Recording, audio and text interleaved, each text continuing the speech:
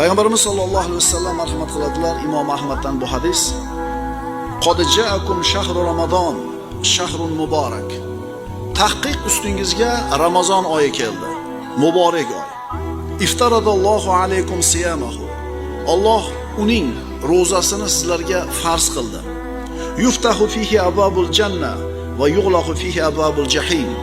Bu oyda jannat eshiklari ochiladi, jahannam eshiklari berkiladi. Va tughallu fihi shayatin. Shaytonlar bu oyda bog'lanadi. Fihi laylatun khayrun min alfi shahrin. Unda 1000 oydan afzal bo'lgan bir kecha bor, Qadr kechasi. Man hurima khayraha faqad hurim. Mana shunday muborak oyni xayriyatidan kim mahrum bo'lgan bo'lsa, haqiqatan mahrum bo'ldi.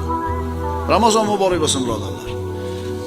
Intiqib siz bilan biz xursandchilik bilan kutgan